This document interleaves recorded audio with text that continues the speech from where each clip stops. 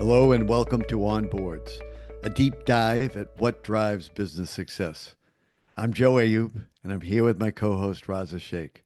Twice a month, Onboards is the place to learn about one of the most critically important aspects of any company or organization, its board of directors or advisors, with a focus on the important issues that are facing boards, company leadership, and stakeholders. Joe and I speak with a wide range of guests and talk about what makes a board successful or unsuccessful, what it means to be an effective board member, and how to make your board one of the most valuable assets of your organization. Before we introduce our guest today, we want to thank the law firm of Nutter, McLennan, and Fish, who are again sponsoring our Onboard Summit, this year taking place on October 20th in their terrific conference center in the Boston Seaport. Nutter has been an incredible partner with us in every way. We appreciate all they've done to support this podcast.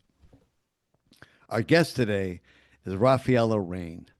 Raffaela is a seasoned entrepreneur and board member with expertise in frontier technology and innovation-driven leadership.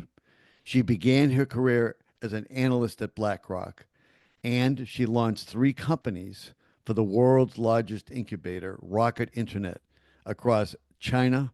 She serves on multiple corporate and private equity-backed boards, including Porsche, Mutares, and International University Ayoub.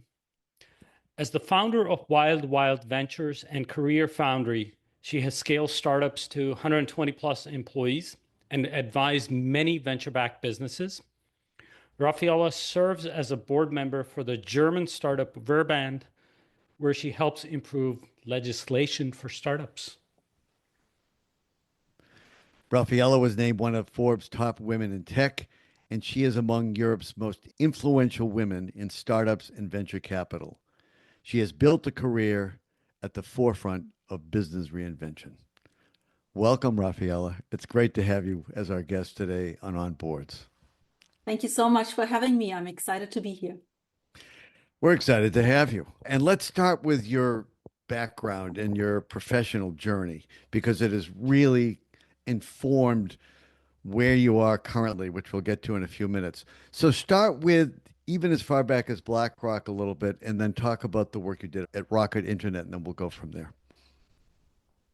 Yes, so I started out at BlackRock in London as an analyst in their multi-asset solutions department.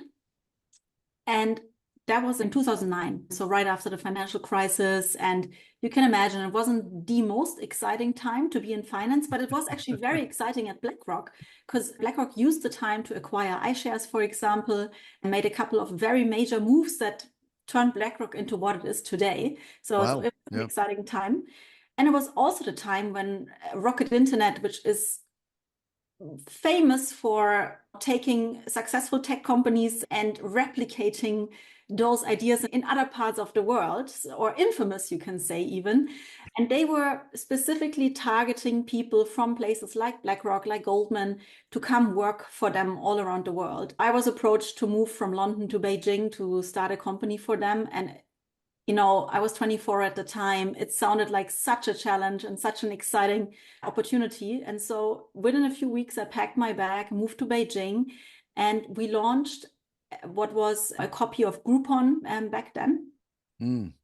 And it was a complete culture shock for me, because you can imagine working for BlackRock already in 2009 was a very well-managed, incredibly well-managed company. And then going to China in a work culture that I did not know, and into a tech company where we grew from 40 people when I got there to 3,000 people in just 6 months. We grew from 1 city to 126 cities in China in 6 months. So there was so much chaos in that crazy scaling phase. And you actually had to be in the office before 8 a.m. to even get a seat. They just couldn't buy enough chairs for the amount of people that joined every day.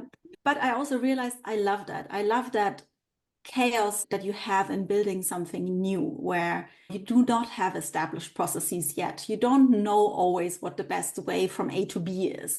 And Basically, I really got a love for building and entrepreneurship.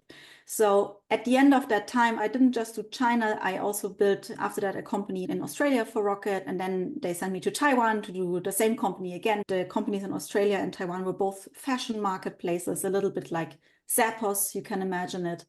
And actually, the one in Australia is nowadays one of Australia's most successful tech companies. It's called The Iconic, because Australia is very into online fashion shopping, as it turns out. Good for them. Yes. That's a very big country. E-commerce really helps people to get their shopping done. And then I returned to Germany, where I'm from, and was committed to build my own company. And back then, it was really the start of the big tech boom, but hardly anyone had the skills. There weren't enough developers or designers. And so I decided to build an online education company that trained people very fast in 6 to 10 months into these new skills that you needed in the digital economy. We grew very fast. We raised about $10 million, and it grew into what is today one of the largest online schools, especially for UX and UI design. We trained about 10,000 people at this point, and the company is still around, but I exited my share to a private equity in 2018. And that is when Porsche came and approached me. Just wanted to ask, so what is the name of the company? Oh, CareerFoundry. We founded it in 2013, careerfoundry.com. We are still in the business. We're still training people. Anybody who's looking for a career change, although I doubt there's anyone on this podcast who's really looking for a career change, but at least you check it out for your kids and grandkids. We're global, so we have customers all around the world. After the exit, Porsche approached me, and they were looking for an advisory board that was specifically helping them on their sustainability strategy, on their future strategy. And again, it's hard to say no to when a company like Porsche comes knocking at your door. There were a lot of perks to this mandate, such as the Porsche driving experience. I have driven almost every Porsche there is by this point, and my favorite is the Taycan, the electric car. There's a lot of debate. So if you meet a Porsche lover, everybody has their own favorite car. So never go to a Porsche lover and start. It's a bit like religion. Don't start. Wow. Yeah. So that was your first foray into the board world. Yes. And as you became more familiar with the board world, you became aware that there were some issues with what was going on in the boardroom. And I just wanted to cut to a couple of things that I've seen from a deck you sent me, that 30% of CEOs rate their own boards as ineffective. How did you begin to understand that there was a real gap between what was expected and what management was perceiving from their boards? First of all, I want to say that I believe I'm actually in very good boards. So in all of my boards, everybody wants to make an impact. Everybody does come prepared. But even in the best boards, I would say sometimes the materials do not arrive quite on time. You have sometimes very little time to digest an enormous amount of information, because the better you prepare, the better you can really help the management. That's why I think strong boards in the end mean strong companies, and weak boards mean weak companies. Here in Germany, we have a bit of a different governance structure than in the Anglo-Saxon world. But what we also have is here, many of the big corporates in Germany, the CEOs or the leadership team, they would also serve on other boards. And they would have an internal department inside the company with their CEO or an executive to help them prepare for their external board mandates. I guess entire departments in the top German companies for this. And then the people that work in these departments eventually leave and become self-employed as consultants. And then they help independent board members such as me with their board work. So here, it is actually very normal if you go to any sort of member meeting of board members that people would have a consultant like this or a chief of staff or however you call it that helps them with their board work. And I think I mentioned this in the preparation for this podcast. The other day, I met a board member or like a private equity investor who serves on 20 boards, and he even employs 3 full-time staff just to help him prepare for all of his board work. And this is in Germany. This is in Germany. So here it is very normal to basically not be alone in this incredible complexity that you are faced with as a board director. Raffaela, talk about the rest of the world and what is happening there? What are we challenged with as board members? Are we getting too much materials? So all over the world, I think complexity has just increased tremendously over the years. So that's partly regulatory. There's just a lot more laws because things have gone wrong. There were a couple of bad things that happened in the media. So regulators made more regulations.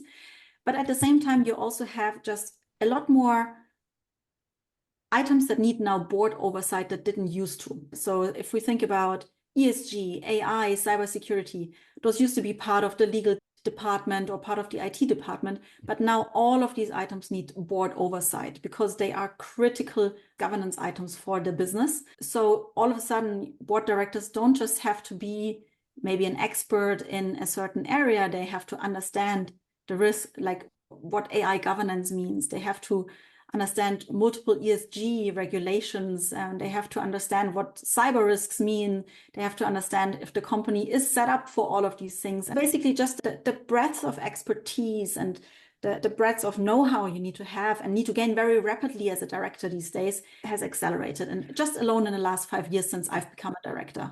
Another third factor that adds a lot to the amount of materials that the board gets is the management's thought that, well, we provided the material. They want disclosure. They want boards to have that, even if it's a 600-page document. So definitely there are reams and reams of materials that we now get. Also, like at this point, I've spoken to well over 100 directors, and it's also from the company side of things, it's safer for them to give you more. Say something happens, you don't say, oh, you didn't give us enough. And I'm going to say it's safer, but it's easier. I mean, it takes more thought to take it from 1,000 pages to 200 pages than to just say, here, we gave you everything, don't complain. It's not a great trend to have more documents going out to the board. With everything that has happened in the past and continues to happen now, no management team wants to be in a position where they didn't provide information that might later turn out to be important. Yeah. I think that's not a great trend. Yeah. And also, if you think about it, you used to, for example, do the annual report, and that would be a big part of the board to make sure the report is correct, and that alone would be a few hundred pages. Now you also have the non-financial report that's a few hundred pages more, then you have all kinds of other disclosures. So alone that has gone from a few hundred pages to a few thousand pages in the last few years. So with that challenge in mind, Raffaela, looks like you're working on a tool that will help boards cope with this.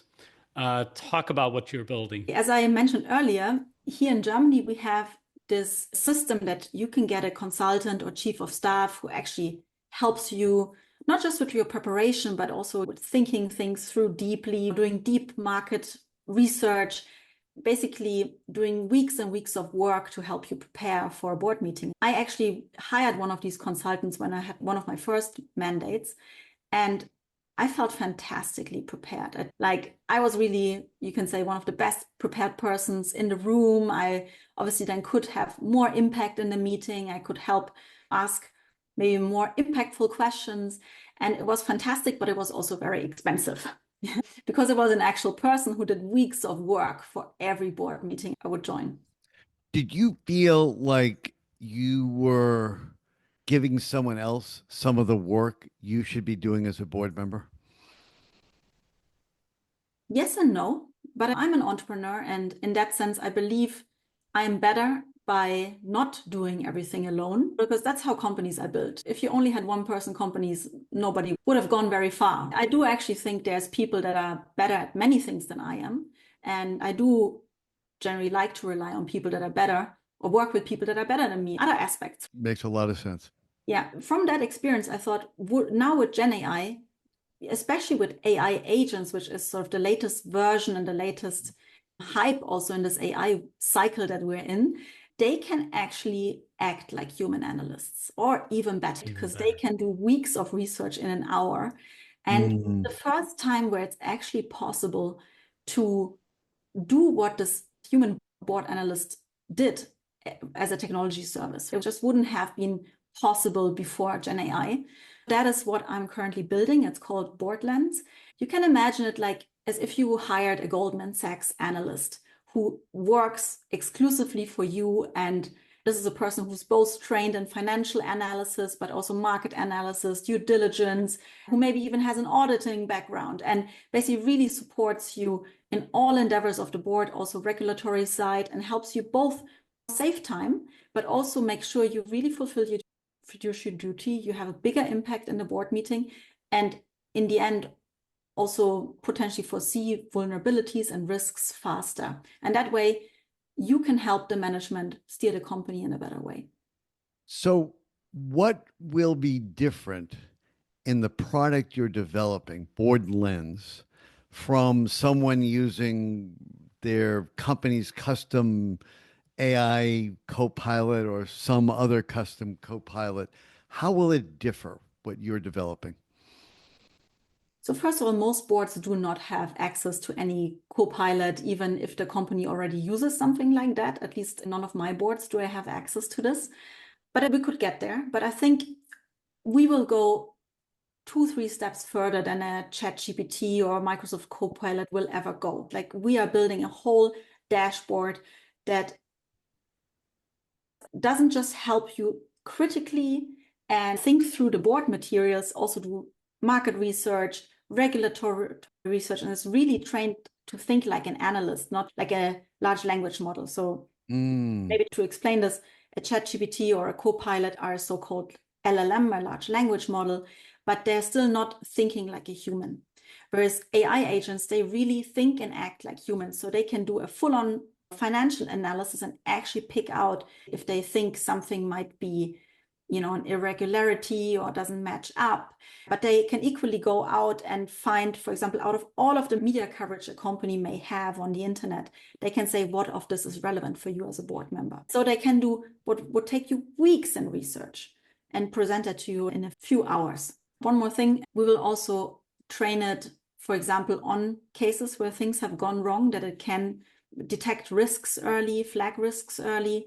We will train it with proprietary data. So we will have partnerships with proprietary data providers so that, say you serve in a private company, we will be able to tell you what are typical benchmarks for liquidity or leverage positions in your industry, your market, your size. We will hopefully train it with best practices for boards through partnering with, again, potential education providers for board materials. So we'll basically act and think like a board director. Again, if you were a bank, you wouldn't do your main value creation activities on ChatGPT or Microsoft Copilot, because this is really where you create your value. So as a board member, why would you go to a generic tool as a board member if you could have the best-in-class tool? Raffaela, that sounds amazing. I couldn't read 700 pages, but now I can at least deal with them. How are you thinking about the modality? Meaning, is it that I first share or upload the materials with my Board Lens Copilot, and then do I ask questions of it, or is it doing a standard set of things and answering some questions already, saying, here are the important things that you should look at. Here are a few deviations from your industry that I see in your board materials and so on. How is the interaction with Board Lens? Yeah. It will give you immediately a full analysis. So it will not just give you an executive summary, but it will immediately analyze it for you. So it will immediately ask questions around it. But then there is a chat functionality where you can go deeper. So you can ask, hey, tell me on which page did it say that, or give me more context around that, or whatever you might want to ask. So you can go deeper. That's also why I don't like the word copilot, because it feels so passive. Whereas I like the word analyst, because if you think of a Goldman analyst, they would do their best to really make you shine and to make you prepare. And I think you should think of it like an analyst that fights for you. We're kind of hoping that Goldman will come on as a sponsor of this podcast. So yeah, it's so great that you put in a good word for them. yeah. Raffaela, my sense is, this is just a random number, but let's say 70% of current board members do not actually come prepared and have read all the materials. They may have glanced through it and so on, but not really actually read, and they're in the meeting and that's when they're doing it. Now, with Board Lens being available to them, does it already actually just give them another excuse saying, well, I actually now do not need to read. My analyst has given me a good key highlights and things that I should be looking at, and that's good enough. I do not now need to read all of these materials. As a board director, you always have a fiduciary duty, and you have most of the time also a liability yourself. So I would not advise not reading it yourself, but Borderlands will inform when you read the full document what you should pay attention to. It will have given you some critical things to think about. It will have prepared you in a more actionable way, a more tangible way. But I would not recommend not reading the materials, whether it's before AI or now. But unfortunately, there are these people. But to be honest, my sense also with whom I'm speaking now is that those people, Borderlands will be more used by people who actually want to do a good job, who want to do impact. And those that don't prepare today, I don't think they would actually buy a tool like this. Okay, and then the next part is just doing a thought experiment. Borderlands is working very, very well. And in the not too distant future, are we seeing a world where boards will have a non-human AI as one of the directors at the board itself? Because that will be the smartest board member that you can imagine, not only the analyst, but even one level above that. Or several. Or You several. say, I want one Goldman, I want one from some other sector, I want Technology expert. someone Yeah. who's a human capital AI, and now I create a diverse board composition by different AI board members. Why wouldn't that be something that we'd see 5 years from now or 10 years from now? I can totally see that, and I think it would be fun. Imagine that with an AI version of Warren Buffett on a board. It would be, let's say, at least very quote worthy, I hope. At the very least, yeah. But isn't that the temptation? You think, okay, you said Warren Buffett. I can create a Warren Buffett-like AI. I can feed it the information that I think that level would have. And now instead of going out and recruiting board members, I can create on a computer or have someone create on a computer the profile that I want and feed it the information I want so that it will know what I need it to know. It will have the data I think that is important for it, and it won't interrupt me. It won't be rude to other board members. It won't try to take over the conversation. It won't do all of the things that chairs struggle with in virtually every board. Why wouldn't that be a really tempting way to build a board? And maybe have a couple of humans just for old time's sake. Well, I think it's more than for old time's sake. I think especially in public boards, I don't see regulators, and at least not in 5 years, going down the path. Maybe if the AI was actually built by the regulator, maybe they would allow it. But Exactly. otherwise, I don't think they would allow you to put an AI that just agrees with everything you say on your board as a public company. Yeah, I can totally see a mix. Personally, I use AI a lot for brainstorming and thinking things through, and I feel it helps me ginormously and often in a better way than maybe a human, because sometimes a human for really complex questions, they wouldn't have the time or the context. So I can totally see that an AI board member or a set of board experts that are AI-based would help. But on the other hand, I think also some of the human advice or judgment that board directors bring, I don't see that actually being able to replace that so quickly, because say often I speak with young founders and I would pick something up just from one or two words they say or gestures they make because I have been there. And I just have this radar that turns on because I've been there and I see the struggle and I see they just say one or two words, but I know exactly what they're going through and I can immediately navigate that and address certain topics that an AI would just not get from one or two words, or they wouldn't see the body language in the same way I do. Maybe not today, but in 5 years, AI may be able to do much of what you said. And I want to push back on something else. You said a bunch of AI just doing what they're told and just agreeing with management. That's a problem on boards today. Human board members often will not push back. They don't want to be the only one voicing opposition. The CEO or the board chair may want to take their seat away. With AI, that fear would not be there. They could be trained to say what they really think rather than just agreeing. So I could make the argument that in X years, 5 to 7 years, you could train the right AI to be a better board member. Yeah. Say what you need to say, take the positions Answer the question honestly, not because you're looking around the room and you don't want to stand out. The person that brought you on the board is sitting next to you, not because the CEO is really Charismatic. overbearing. What did you say? Charismatic. I said overbearing. Either way, and is really just trying to get to a result that she or he wants to get to.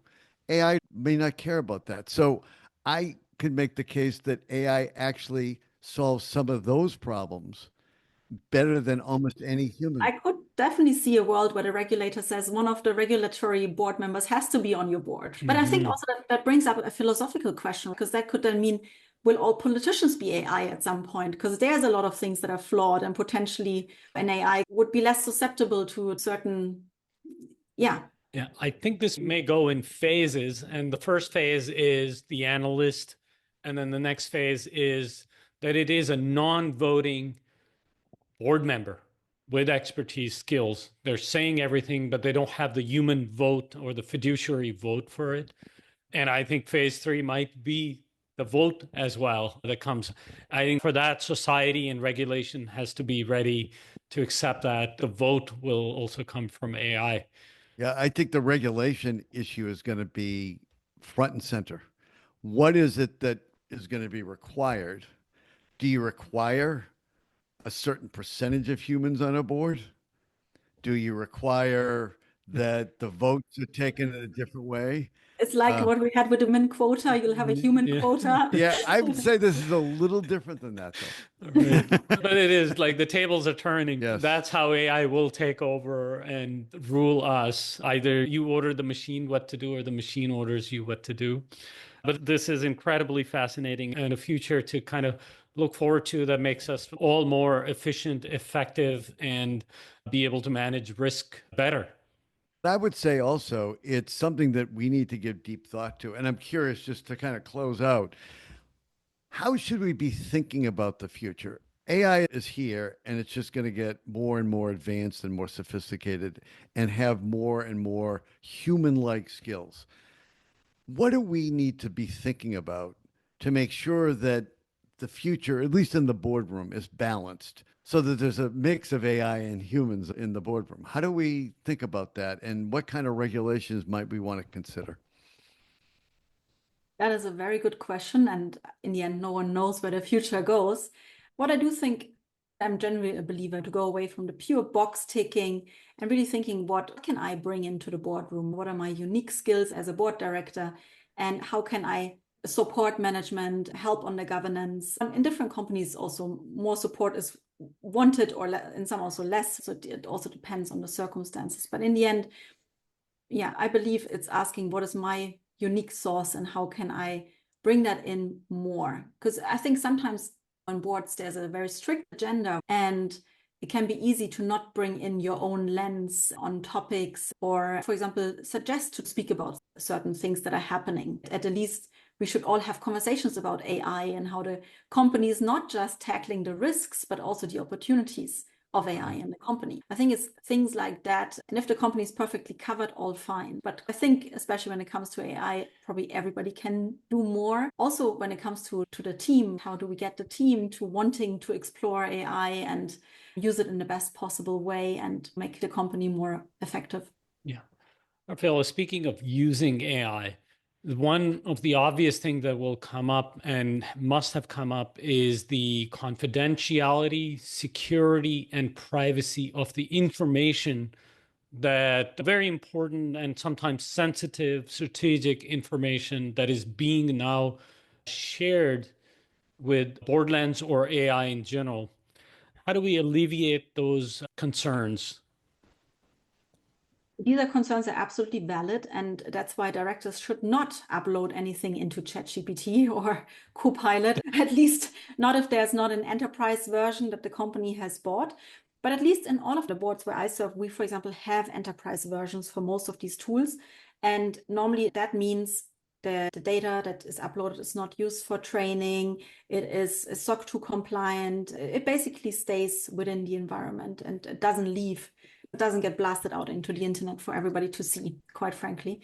And this is what we will do at Boardlands as well. So there will be a dashboard that a IT department or head of IT can access, where they can look at all of the standard security protocols that you would have as an enterprise software, and can basically just look at it as they would look at any vendor. And we will have the full security suite that you would need to deal with sensitive information. And you're not commingling the data. Your AI is getting trained on only your board materials, and it's not cross-shared across organizations other than general industry data and all of those things that are publicly available.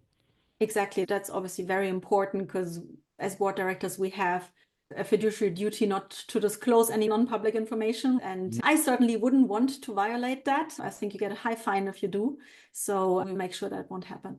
Well, Raza and I will really watch very closely on the development of Board Lens. It will be really interesting to see, once it's on the market, how it's working, and to really be a part of seeing what the future may look like. And you are recruiting beta testers? Yes. So we are looking for early users. We're launching in June. So if anybody is interested in using it, we're excited to have you and to bring this to market. Absolutely. Fantastic. Raffaela, it has been terrific speaking with you today. Thanks so much for the great conversation. And thank you all for listening to Onboards with our guest, Raffaela Rein. Thank you for having me. It was a fun conversation. We loved it. Please visit our website at onboardspodcast.com. That's onboardspodcast.com. We'd love to hear your comments, suggestions, and feedback. If you're already not a subscriber, please be sure to subscribe at Apple Podcasts, Spotify, or wherever you get your podcast. And remember to leave us a 5-star review. And please tune in for the next episode of Onboards. Thanks.